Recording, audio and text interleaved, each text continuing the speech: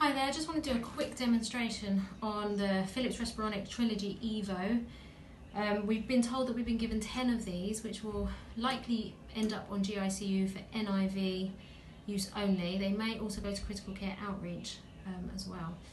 So I'll give a quick rundown of the actual machine itself. So if you've ever used the old Trilogy, it's very similar to that with a few sort of new features. So on the side of the machine here, it has an internal battery, and also it's a detachable battery. So inside the machine, it has about 2.5 hours worth of battery. The detachable battery itself, which if you press, you'll see if it's fully charged or not. This also has about 3.5 hours. So if both are fully charged, you should get about 6 hours internal battery from the machine. On the other side is where all your circuit tubing will go. Medical Physics have decided that they want us to use a single limb circuit and also an active circuit, which means it's got an active expiratory valve on it. So it's slightly different to the Trilogy tubing that we would use before. So the way that the actual expiratory valve works is that it closes during inspiration and opens during expiration. So this is still the expiratory port, which means the patient will still breathe out into the atmosphere. Really important to keep your bacterial filter obviously in between the patient and that port itself. And with it, it comes with another 2 little bits of tube in here, which the machine then will tell the valve to open and close. So there's really only one way of putting the tube in here. Big circuit tubing to the big hole.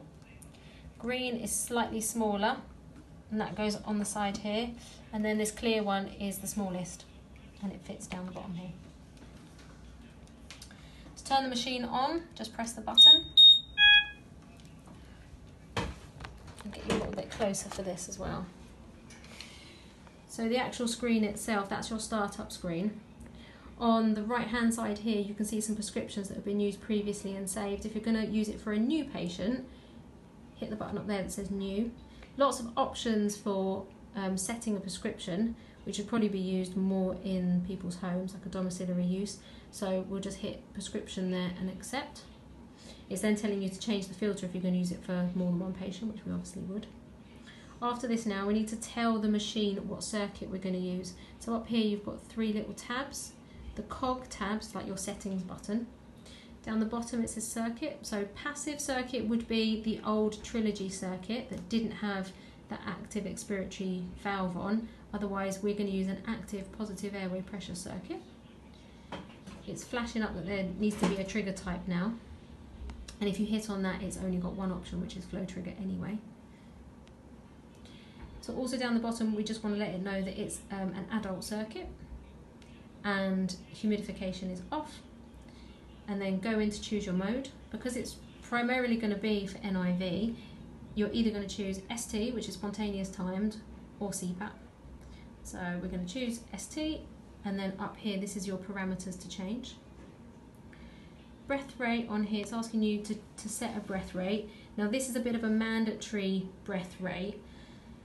So if you leave it on 15, it's going to deliver 15 mandatory breaths unless the patient is breathing continuously for themselves. Now the machine will wait 4 seconds, and if it doesn't receive a breath, it will give a breath. And the way the machine has worked this out with 15 is if you take 60 seconds, a minute, and divide it by 15, you get 4. So that's why it waits 4 seconds, and if it feels nothing, it will deliver a breath. So if I was to change that now, which I can do either by touching the screen here, or that's a bit fiddly, you can actually just use the plus and minus on the side here. So if I go down to 10, now the machine is going to wait 6 seconds, and if it doesn't receive a breath or doesn't feel a breath, then it will deliver a breath. So yet again, 60 divided by 10 is 6, so that's your 6 seconds. You can obviously turn that all the way down to 1 if you need or if you want. Rise time down here is a bit like your slope, so it's the time to peak inspiration. Generally we leave that in the middle and then judge it from your patient. Otherwise the rest are all quite self-explanatory. Inspiratory time will obviously change your IE ratio up here. So if you go up, it changes your ratio. So that would be your TI. So we've chosen our circuit, we've chosen our mode, and now we're ready to accept the settings. and we're going to start ventilating.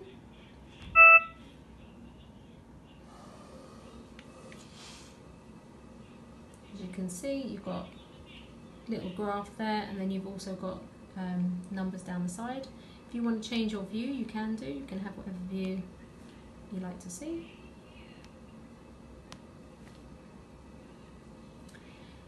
If for whatever reason you need to change your settings again, it will carry on ventilating, and you can just go back in. So I want to decrease my IPAP. So when you're happy with that, press apply, go back to your little house, and that will be your main screen, and it continues. There's a button down here for O2 suction, or 100% O2, and it will deliver it over 2 minutes, unless you stop it. So by stopping it, just press it again and hit stop. When you're ready to turn the machine off, just press the button down here. When you go into standby, it will stop ventilating. And to actually turn the machine off completely, hit the button again and power.